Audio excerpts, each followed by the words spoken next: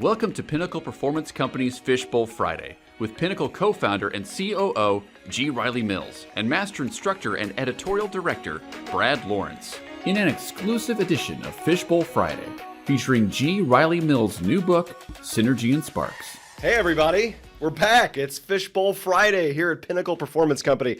I'm Brad Lawrence. This is G. Riley Mills. You may notice something is missing. There's no fishbowl. What the heck? Gary's in a jacket. What's going on here? Well, Class it up. Yeah, right. Class it up for you. Well, here's what's going on. Gary and Pinnacle, you've got a book coming out. And Indeed. I've never written a book. I'm guessing most of our listeners and viewers have never written a book. So I would like to take some time to ask you questions. I am the Fishbowl. Wow. Yeah. It's exciting. Does that sound like? I love it. Let's go. All right, fantastic. So I've got some questions here. I've written down, typed down, whatever. And we'll go through these. We'll see, and I'll springboard some questions as well. We've not rehearsed this, so this is you're seeing it live. I will do my best to answer your questions. So this is your third book. Well, your third Pinnacle book. Yes. You've written other books, but you've Pin Drop Principle, Bullseye Principle, and now this one is Synergy and Sparks. That is correct. That's an interesting title. Can you talk about the title and why you chose it? What does it mean, et cetera? Yeah, absolutely. Yeah, so the first two books, 2012, the Pin Drop Principle, which I put together with Dave. 5 years later, we did the Bullseye Principle, which again I did with Dave. This one is called Synergy and Sparks, Unlock Excellence. Dave, by the way, is CEO of Pinnacle. Yes. So, yeah. Synergy and Sparks, Unlock Excellence through communication, collaboration, and influence. So there's the title and the subtitle of the new book. Okay. What inspired those words, those choices? Post-COVID, everything has really changed, as you know, as all of us know who are in the training field. Everything is different than it was before. And so it really felt like coming out of COVID and seeing how things had changed so much with hybrid work, with multi-generations entering the workforce, with different expectations of what a job is going to be for people now, post-COVID, it seemed like it was perfect time for some new tools for leaders. Because in the work that we do all around the world and in the coaching that I do, I noticed that leaders were struggling, and they were struggling with a couple things. What they were finding is all the tools that they used before COVID were not working post-COVID because the landscape had changed. And they were struggling in two areas, which is where the title of the book comes from. They were struggling to connect with their people and stay connected in a hybrid world where sometimes they don't even see them, which is what synergy is. Synergy is about a group coming together and creating something better than they could have created just by themselves. And that connection and that synergy you have with a team. So connection was the first thing. And then the second challenge they were running into is engagement. They were having trouble connecting with their teams, and they were having trouble engaging them and keeping them excited and productive. So that's what the Sparks is. The Sparks are all about a leader finding a way to motivate, inspire, and keep their teams productive and doing the work that they're excited to do. So that's where the title comes from. Okay. And the book and the subtitle, and then when you get into the book, it talks about 6 pillars, essentially, that go into Synergy and Sparks. How did you decide on those 6 pillars? And we'll talk more about the pillars individually. I want to ask about those. Yeah. But how did you select those 6? So that's the hard thing about creating a book, right? When you write a book, you have to figure out not only what's in it, what gets the real estate in 300 pages, but also how do you organize it, how do you structure it, and what's the narrative? What's the flow of it? So if the title is Synergy and Sparks, Unlock Excellence through Communication, Collaboration, and Influence, now what's the journey we're going on through the book? And so what I did is I tried to go back to the Pinnacle goal, the things that we teach and that we train in our coaching and our workshops, and really, there are 6 areas that if you want to be a successful leader post-COVID, you got to focus on these 6 areas. And so I tried to break it down just to those 6 areas. And so the book is written different than the other books even because, in my opinion, people read books differently in 2025 than they did 12 years ago, 15 years ago. So shorter chapters. Like I read a lot of books, and if it's a 35-page chapter with no breaks, I don't love it because I want that satisfaction of getting a chapter in the bank and now I'm going to go to bed and whatever. So shorter chapters, more chapters, but shorter. And the tone and the feel of it is more like a podcast. It's like you and I just talking and me telling you stories and me sharing some tips and techniques. And so the tone of it is less kind of business booky and more podcasty. Okay. That was the difference. Interesting. And you've written screenplays, you've written plays. He's won an Emmy, ladies and gentlemen. You're a writer in a lot of different ways. How did writing this book differ from writing some of these other for these other mediums? Yeah. So I am not like, I think it was Dorothy Parker. Do you know the famous quote? No. They asked Dorothy Parker, "Do you like being a writer, or do you like writing?" And her response was, "I like having written." Right? She likes being done with it. The end are the best two words you could put at the end. Yeah, so I'm curious, feels like good. for me, I love the writing. Do you love the writing, or do you love being done with the writing and having the product? I mean, I like being done more. It feels do? really Okay. good to have that thing finished. That certainly does feel good to put the end or to turn it in. But I actually love the process. I love it's almost like a puzzle. You're trying to fit things together, and so I love that, and I love the editing process too. So I love the writing process, and I really, once I had the structure and kind of the layout of what the book was going to be, and I knew there's 3 chapters in each section, and there's 6 sections, it was what gets that real estate? What is so good? What story, what tool, what anecdote, what template is so good it has to be in there? What percentage of the material you gathered landed in the cutting room floor? So Bullseye Principle came out in 2018. That's when the last book came out. So how many years ago was that? 7. So 7 years ago. So the day I turned in the Bullseye Principle book, I opened a new folder on my computer that said new book. I had no intention of ever writing one, but every day, whether I'm listening to a webinar, whether I'm reading an article, whether I'm talking to a leader somewhere, if I learned something new, I would grab it and I would just throw it in that folder.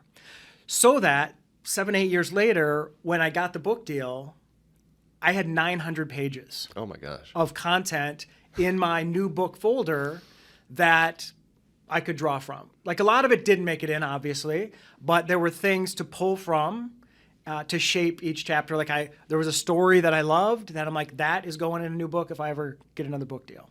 Okay. So yeah, so it was really what gets the real estate and then editing it down and fighting for pages. All right. Well, I want to get into the pillars here momentarily, but last question for this little intro section is, maybe there are some viewers out there, some listeners who are thinking about writing books, or the idea of doing one is really intriguing. Sure. What's the biggest lesson you've learned? What piece of advice would you give somebody who's thinking about doing this? Yeah, so I love that question a lot, and I do get asked all the time, hey, I have an idea for a book. I want to write a book. So my first big piece of advice, and this is all stuff that I wish someone would have told me before, is if you have an idea for a book, you don't have to write the whole book to get a book deal. In fact, you shouldn't write the whole book to get a book deal. You put a proposal together, you write a proposal, and you write the first chapter or one chapter. It doesn't have to be the first chapter, but a publisher or an agent wants to see if you can write. They want to hear your voice. They want to see how you handle narrative. So don't feel like you have to write a 300-page book before you go try to get a book deal. You can write a proposal and just one chapter. So that's the big one. Okay. That would be my answer to that. And keep editing that, keep refining that, make that one chapter as good as it can be. Yeah, you've got to make that chapter as good as it can be, because that's what they're judging your ability to write on. Fascinating. Well, all right. Thank you. Let's talk pillars. Yeah. Let's talk pillars. We 6 of them. Yeah. And let's do these in order. And I'm guessing this is not a coincidence, but the first pillar is communication. That is correct. Why did you choose that as the first? Yes. And what makes that one in particular the bedrock of everything that's going to follow it? Yes, for sure. Communication is at the heart of everything Pinnacle teaches. If there's a universe, the sun is communication, and everything flows from that. If communication is bad, everything else is you're gonna struggle. And at Pinnacle, we have a 3-step process. If you've read the other books, What? if you've ever taken a Pinnacle coaching session or training, that's the core of what we do. It flows through everything that Pinnacle does: coaching, training, books, webinars. And those 3 steps, very simply, are the 3 steps for influential communication, compelling communication. Number 1, analyze your audience. Who am I talking to? What do they know? What do they not know? How do they feel about me? How are they going to feel about this information? What questions might they ask me? Second step is identify what action you want them to take and how you want them to feel as a result of hearing your message or attending your meeting or going to your presentation. And then the third one is modify your delivery, which means what is your intention and how are you communicating that with your body language, with your voice, with your eye contact. Everything has to be synced up and congruent for that message to be delivered the way you want to deliver it. And I think the thing that really stands out to me about the book, and one of the things that we're big on at Pinnacle, is that modifying your delivery isn't just modifying content, No.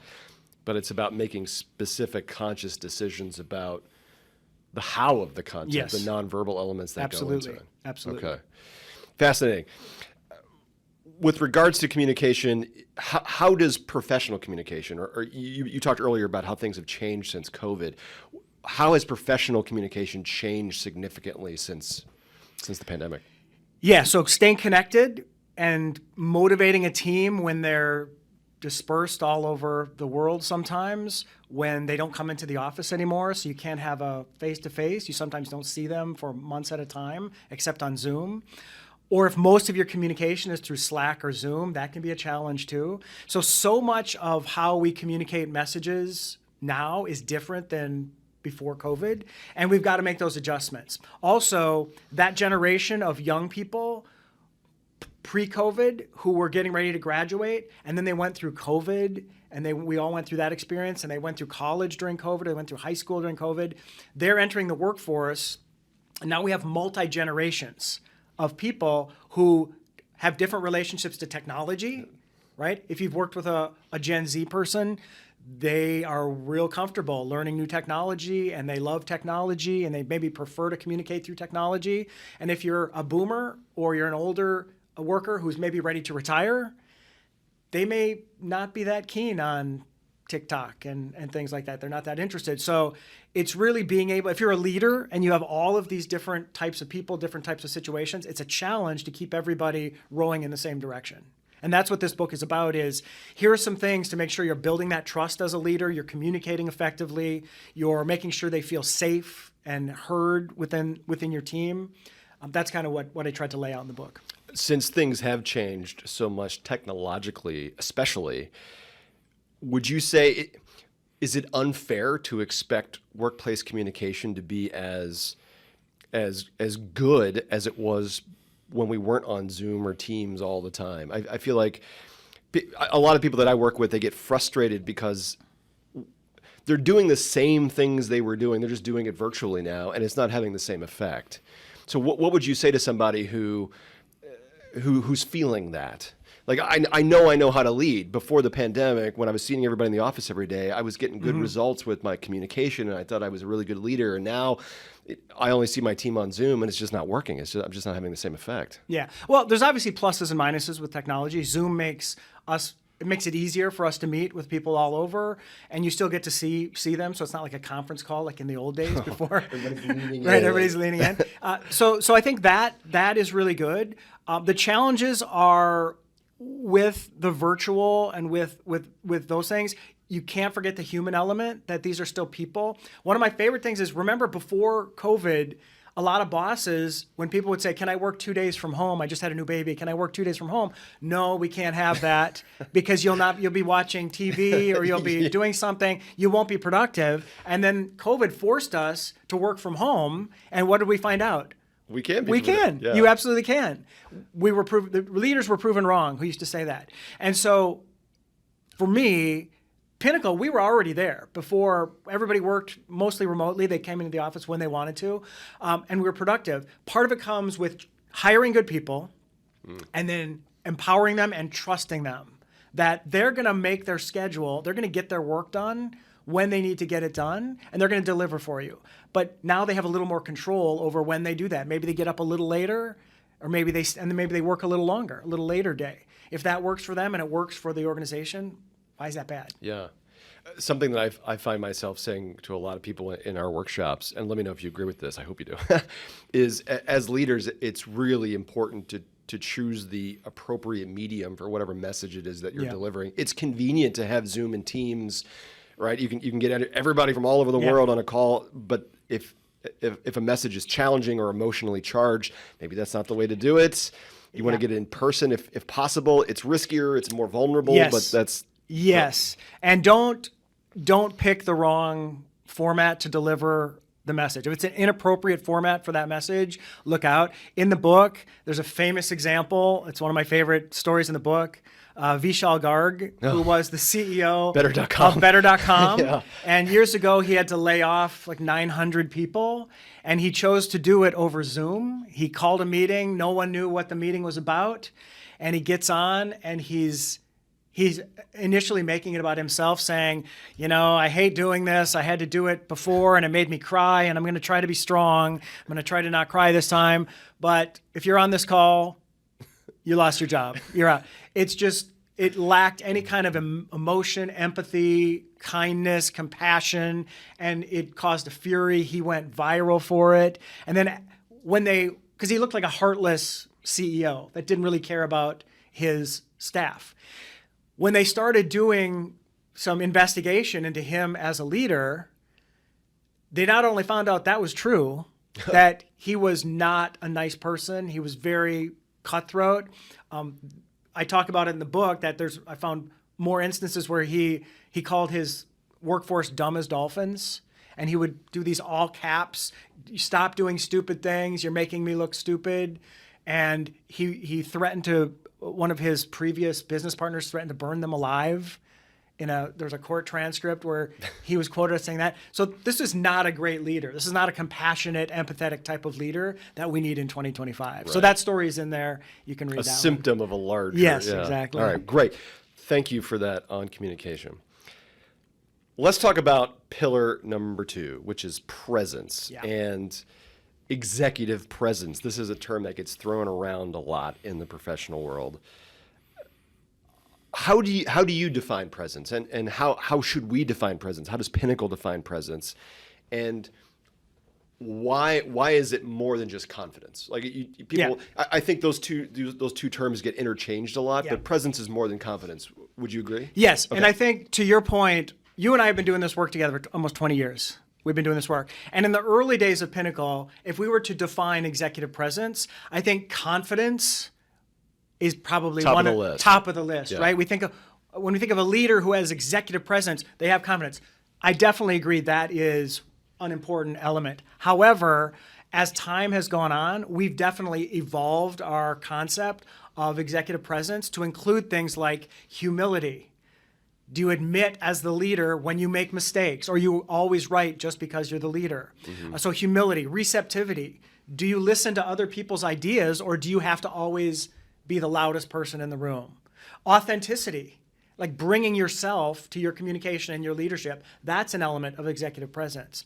Irving Goffman, who I write about in the new book, was a sociologist. And in 1956, he wrote a book called The Presentation of Self in Everyday Life, where he said, we are all social actors, meaning we change our delivery and our approach and our word choices depending on where we are, who we're talking to, and what we want in that situation. So way back in 1956, he came up with this idea that, hey, what actors do, it's kind of what people do in real life. And there's something called signaling theory, which is your body is a billboard, and when you're communicating with another person, you're sending out messages to that other person, and you're signaling to them how you want them to feel about you and the information. And so that idea that Irving Goffman brought up, that we're all social actors and that we adjust and modify our communication and our delivery based on who we're talking to, that's what professional actors do. Mm-hmm. So that's what Pinnacle does. Obviously, that's what we've been doing for 20 years. But I thought that was so interesting going all the way back to the 50s, that idea of the actor's mindset. Because at Pinnacle, obviously, we don't teach acting at Pinnacle. Nope. But we teach the actor's mindset, how to prepare, how to influence emotion to motivate action in a meeting or presentation. And that's what they were talking about all the way back in the 1950s. Well, and I feel like that would be really encouraging to somebody who's thinking about executive presence or presence and they don't know how to attack it. The good news is you've been doing it your whole life. Yes. You just didn't know it or you weren't conscious of it, right? Yes. When you go out with your family, that's different than when you go out with your friends and right. Right? Who you're talking to, where you're talking to them. That's going to obviously change the way you communicate. We're just asking you to be more conscious of it. And are you doing it well? Or are you doing it correctly? Because you may be sending out signals that are the wrong signals.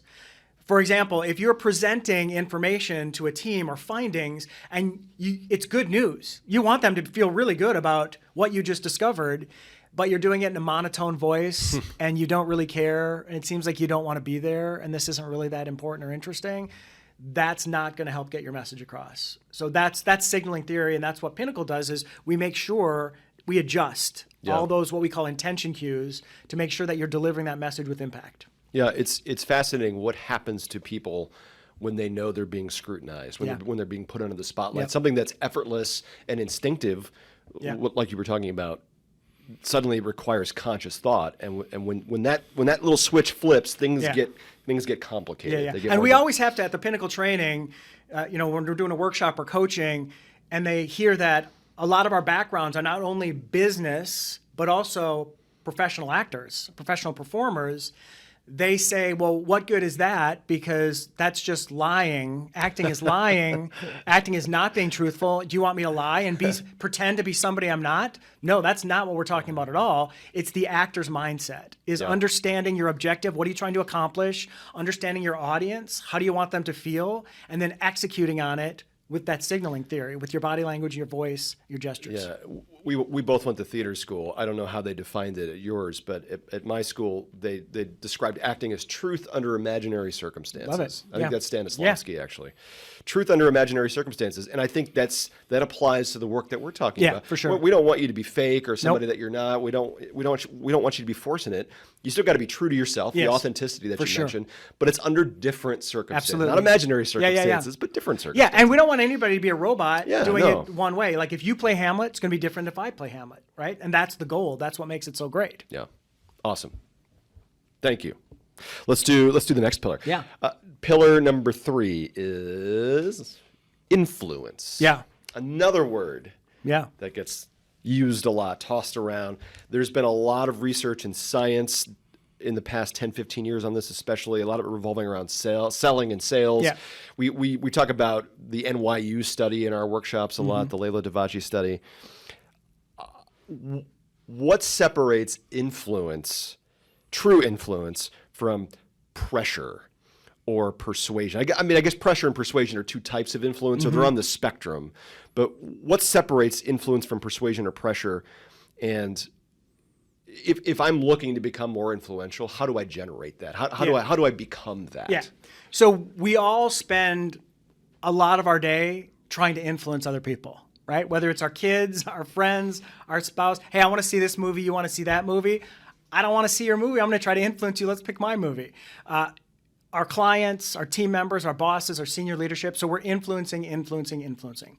So first off, I think understanding your audience, going back to the Pinnacle, the first step in the Pinnacle method, which is analyze your audience.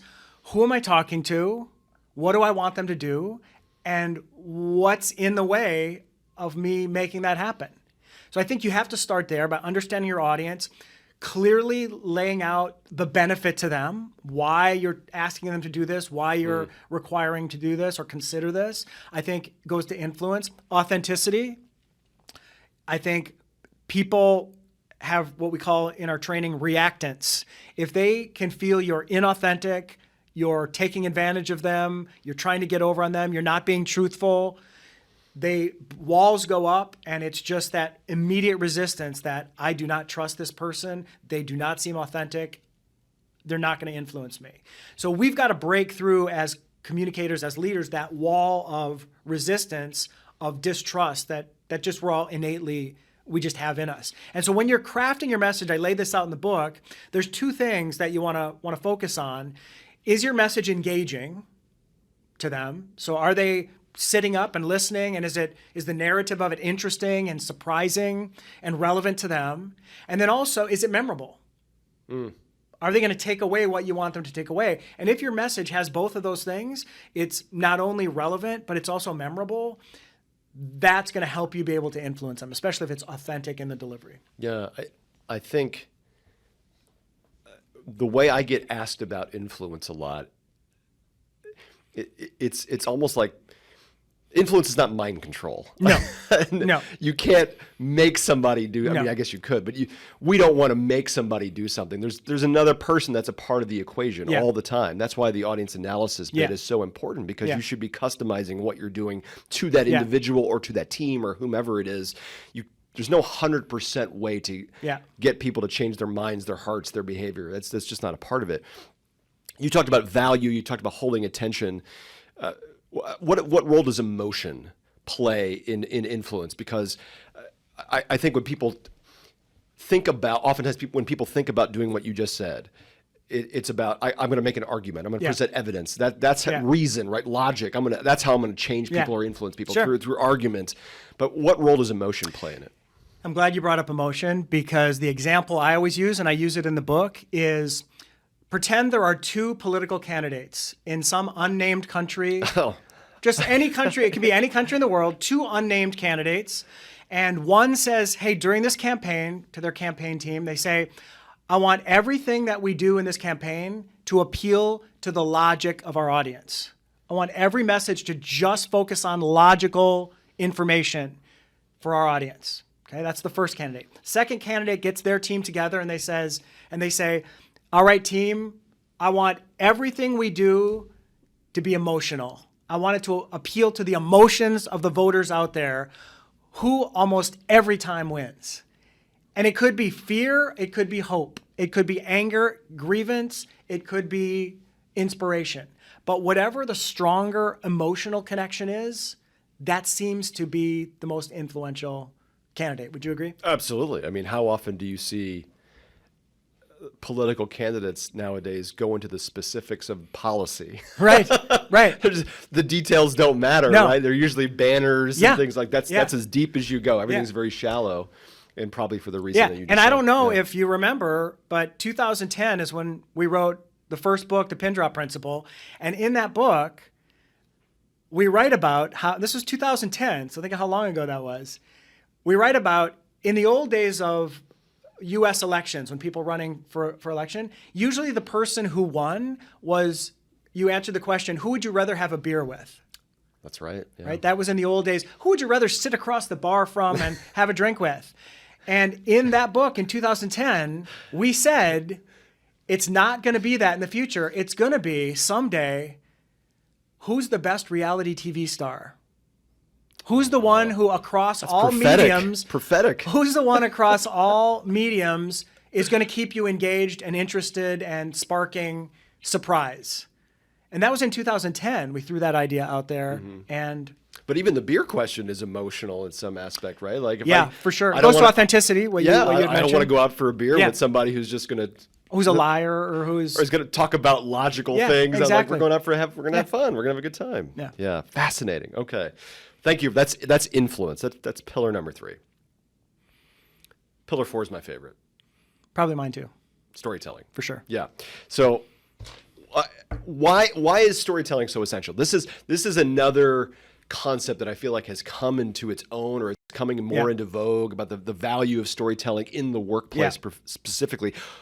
Why do you think that is? Let's start there. Yeah. Why is storytelling becoming something that a lot of leaders are interested in, or something that a lot of organizations want their leaders to be Yeah. good at? Yeah. First off, you and I are on the same boat. We love storytelling. There's nothing better than our careers are kind of exactly based right. on it, right? Telling stories. Yeah. So storytelling is one of the only topics that in all 3 of the Pinnacle books, it's in every one. It has its own chapter. It's that important. And so storytelling, especially in 2025, it is the way we communicate our value. It's the way we connect with people. It's the way we tell the world who we are and what's important to us. You tell a story about yourself, I can learn probably more in that story about you than if we sat and just talked about the world. Show, don't tell. Show, don't tell. And so human beings are wired for stories, going all the way back to caveman times. And they're just essential for leaders. You have to be a good storyteller in 2025, 2026. Otherwise, you can't get your values out there. You can't get your vision across. You can't get people motivated. It's just really important. And in the new book, I lay out the classic storytelling structure that we use in our workshops, but I also bring in a couple new ones, Ooh. a couple new fun ones that you can shake up your storytelling. Once you master the traditional dramatic structure, then you can try a couple other ones. And also, for the first time in the new book, I talk about anecdotes. If you don't have time for a story in your presentation or in your meeting or when you're having a beer with a client after work, an anecdote, which is different than a story, can be a really great tool. Just a simple illustration, a simple anecdote, but you have to know how to use them and when to use them. And I lay that out in the chapter in the new book under storytelling. So if I'm somebody who's looking to become better at storytelling, but I don't know where to start. Yeah. And I see the Freitag structure and everything. It all seems so complicated. It's formulaic. Yeah. What's your best piece of advice for me? How do I get started being a storyteller? Yeah, first off, you are already a storyteller. We spend most of our day, you come home from work and your partner, your spouse, your kid says, how was your day today? You now just told them a story about your day. You have an argument with somebody at work, or a meeting goes really badly, you had a tension with somebody at work, you come home, whoever is at home senses that you're upset, they say what happened, and you launch into the story. You are already a storyteller. So understanding these formulas and then just trying them out, just laying them out, trying them out, and applying them to your life and your work, that's how you do it. You just practice and you get better the more you do it. In some ways, it's similar to what we were talking about earlier, where you already have presence. You already do the actor adjustment thing based on who you're out with and who you're talking to. We're already storytellers. We're just asking you to be more conscious about it, be more specific about what details you're including, what order they're in. Yeah, we're just trying to help you make it better, more effective, more impactful, more compelling. That's it. You do this already. Yeah. Here's tools to do it better. Yeah. So, for example, we can all probably think about somebody in our life who's not a good storyteller. Not a good storyteller, right? It could be a spouse, an in-law, a neighbor, a kid, where the minute they launch into a story, you go, oh gosh, this is going to go too long. It's going to be confusing. No. So that person, they're telling a story. We just want to help that person tell that story better. And by understanding these story structures, they'll know, oh, wow, that story was boring because I spent way too much time on the exposition and the background information before I got to the inciting incident moment where something happens that makes the story have some stakes. So just by making that adjustment of shrinking down their exposition and background information, now they're 10 times better storyteller than they were before the workshop. Okay. So let's say I've been studying storytelling. I've read your book. It's amazing. I'm inspired. I'm a better storyteller. Now, how do I use it? How do I use it in the workplace to drive action, to drive connection, to do some of the things that you were talking about earlier? What do I actually do with this now that I'm good at it? Yeah, in the book, I talk about how you've got to mine your experience and the experience of other people. Mine those for stories, right? Because everybody has stories. If you have someone at your organization who's been there for 20 years and they're leaving, you better have captured some of their stories that you can continue to pass along. So number one, mine your experience, have those down. But in the book, I lay out the 5 different types of stories a leader should have in their back pocket, because you're going to need these at some point to influence someone else. And so I lay those out. I give the structure on them. I give examples of, here's an example of this type of story that you might have heard about, For example, a pie in the face story is one of the stories that every leader should have in their back pocket, which is, it's an instance of you making a mistake, screwing up, misjudging, miscalculating, but learning a lesson in the process. And as a leader, if you can share a pie in the face story, it shows humility. You don't take yourself too seriously. And it shows your team that you're humble enough to admit, I made a mistake and here's what I learned from it. And I hope you learn from it and don't make the same mistake. So that kind of thing is really important. And in the book, I talk about one of the biggest examples. There's a couple examples of pie in the face stories. One was the Netflix Blockbuster story, where Netflix, the CEO of Netflix, when he first started the company, came up with the idea, went to Blockbuster and said, hey, I'll sell you Netflix for $50 million. And he basically got laughed out of the room. And then sounds like a good deal. Yeah, and then Netflix now is the juggernaut, and Blockbuster's a joke. So there's that one. And then there's another one I talk about in the book, another story, the Kodak story, about the first digital camera. The guy came in with this contraption at headquarters at Kodak in the 70s and said, hey, I've got this contraption. It's a camera that doesn't use film. hey, senior leaders at Kodak, what do you think? And the senior leaders, of course, they make all their money off film. Don't put us out of business. They said, that's cute, go hide that and don't ever bring that up again. And what happened was they fell behind, they made that mistake, and the digital revolution in camera and film came in, and now Kodak's basically gone. So those pie-in-the-face stories there's great lessons in all those stories. Well, what's great about, because obviously we do see each other outside of Fishbowl Friday. Yes. What I admire about you is it always seems like you have a story at the ready. And one of the things I encourage the people in my workshops to do, if they're not doing it already, is build a bank. Yeah. Have a repository of stories ready to go.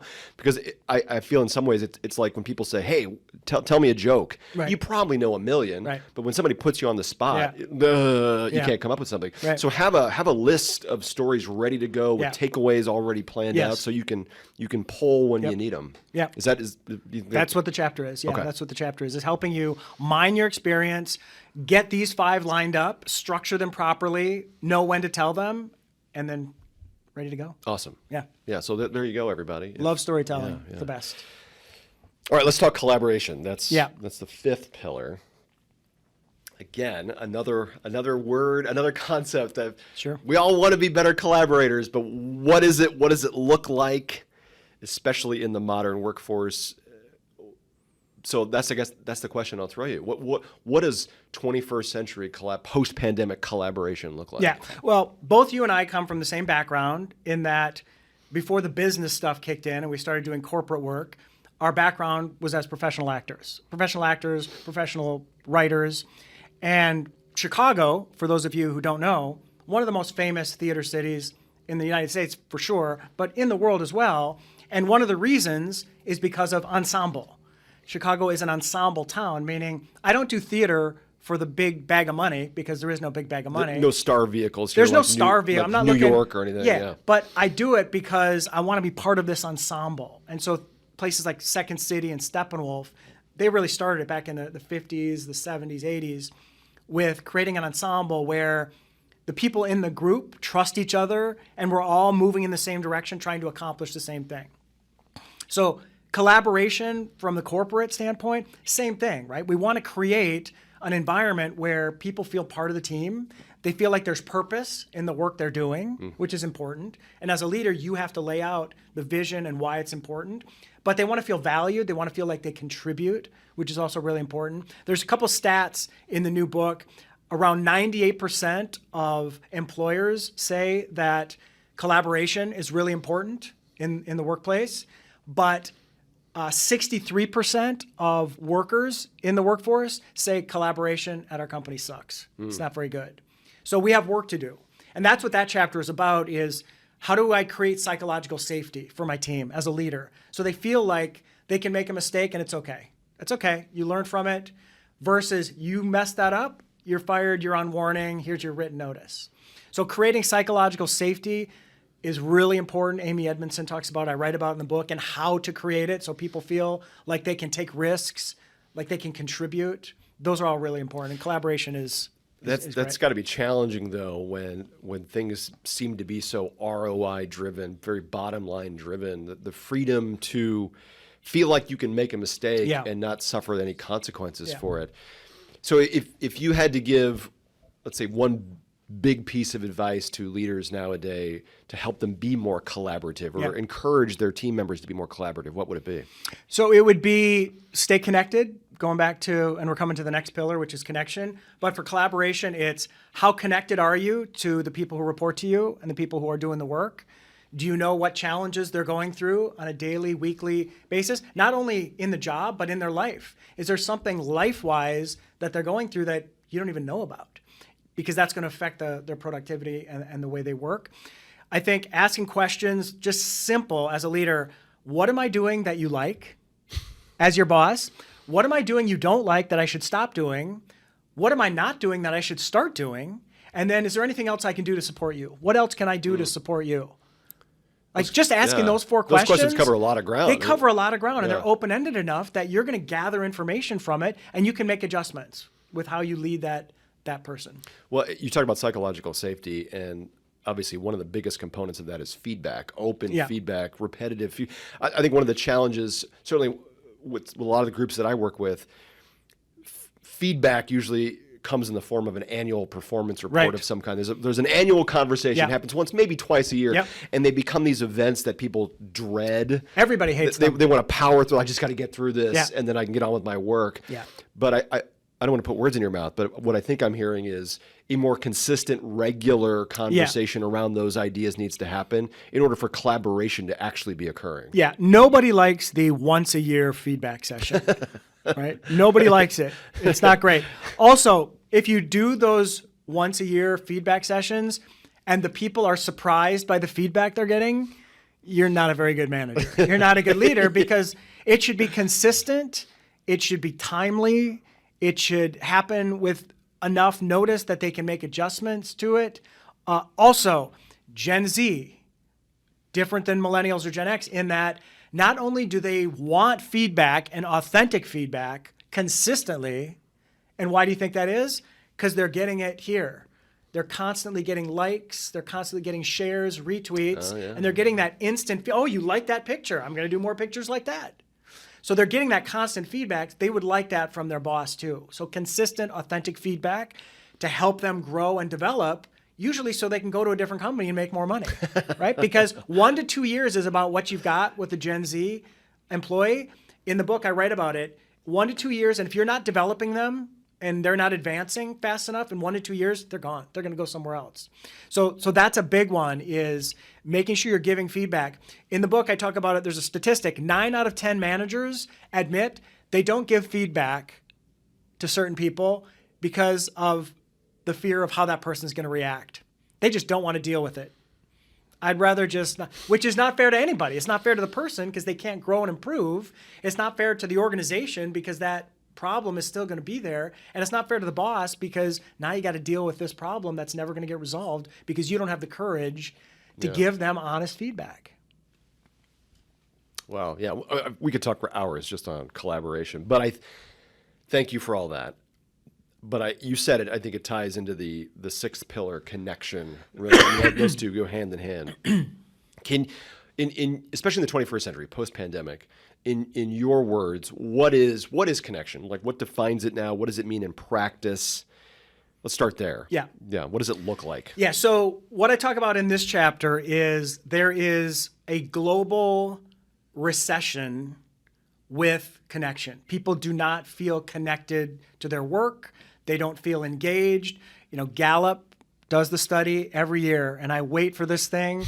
They study global engagement levels around the world. I think it's 160 countries, every industry. How engaged are people? How connected are people to their bosses, engaged with their work? This year, it just came out. It dropped 2 percentage points from last year, from 23 to 21%. So 21% of global employees are engaged. That is horrible. That means 79% of people not connected, not engaged with the work that they're doing. And when you dig into those numbers, what Gallup found was they don't know what they're supposed to be doing. I don't know if I'm achieving what my boss wants me to achieve. It's mistrust. They don't trust their boss. Another statistic that I lay out in the book, this study blew my mind. 58% of people said they trust a perfect stranger more than they trust their boss, which is a complete lack of connection for you as a leader if your people don't trust you. So there's this global recession of connection. There's a loneliness epidemic. I talk in the book about how Japan now has like a pool of actors you can hire to play your friend, to go to an event with you, to go out to dinner with you, to just pose as your friend, to go to a wedding with you as your friend, because there's this loneliness epidemic. They're not making friends. And so how much of that is because relationships are mostly here now, we're swiping and we're not meeting people, but there's a real problem with connection. And if, again, going back to the title of the book, the synergy part, the synergy between people, between team members, there has to be that connection. If there's not that authentic connection, it's really hard to motivate and inspire people. You talked earlier about our foundations in the theater and our collaborative backgrounds. I think that's interesting because you cannot work in the environments that we grew up in without collaborating well. And trust. And trust. You won't get work. They'll kick you out of the program. They'll fire you from your performance, whatever it is. But none of that was ever done outside. None of that was ever done on the virtual platforms. Right. Like you were always in the same environment with people day in, day out in the same space. Is there, we're getting into conjecture here, but is there any hope for improving workplace connection if so much of what we do is siloed because of the virtual world that we all inhabit now? Yeah, I think we have to be careful that technology doesn't take over and just completely eliminate the human connection of it. The human connection is always going to be essential. It's always going to be important. And so we've got to be careful. The co-founder of Reddit, in the book, I quote, they said that they were talking about this problem and them being a technology platform. Their feeling was, in the future, with all this AI happening, in the future, things like live sports and live theater and stand-up comedy, they feel like that's going to have a renaissance because people are going to be tired of looking at screens all day. And I just want to go see a live person sweating and spitting and fighting right in front of me. So I hope that's true. I hope there is a renaissance we get back to the connections of human beings in a room together, actually talking. Well, because I feel like the challenge is, like you said earlier, we've proven that we can be as, if not more productive, working virtually. Yeah. Why would organizations sacrifice that productivity for the virtue of connection when it doesn't seem like it's needed? There's obviously morale and personnel impacts to the lack of connection, but organizationally, we're more productive and profitable than ever. Really good point, and big mistake that companies make. Because what happens if those employees do not feel appreciated, valued, developed, connected, empowered, respected? They're gone. And so you're going to lose top talent if they don't feel a connection to the purpose of the organization or they don't feel appreciated. So I think you're going to lose good people, and it's going to cost you money to go out. Now I got to headhunt and find a new leader of this thing because I lost this person because they went to another company. So I think companies got to be careful that they can't cut corners too much with getting everything done through technology, because that human element is always going to be there. It's going to be really interesting to see how that all plays out, because I imagine organizations aren't going to want to fall behind where their competitors are, and that might put them at risk for falling behind in this area, but they'll actually keep the people that's going to be challenging. Yeah, I think it's going to be a balance, right? I don't think we're ever going back to all companies are all in the office. Yeah. And I don't think we're going back to all companies are all in the office 9 to 5. You punch in at 9, you punch out at 5. I think those days are gone. Younger workers especially, because they've grown up with flexibility. I can do my work from I'm going on vacation with my parents. I'm going to work 2 days there on my computer. I'll get all my work done, but I'm in a different location. I think that's here to stay. And so we've got to just adjust to make sure it works productively. Fascinating. Well, this has been an interesting conversation. Very good questions. Yeah. Oh, thank you. I tried. We'll obviously we're going to talk more offline about this, but if you are interested in more of what we've got to say, obviously check out Fishbowl Fridays. We'll talk about these topics as well as many more. We'll have the full interview available through a link. But Gary, thanks so much for talking about Synergy and Sparks. Thanks for asking great questions. Yeah. Well, hey, that's Fishbowl Friday for this week and other weeks. We'll see you in the next one.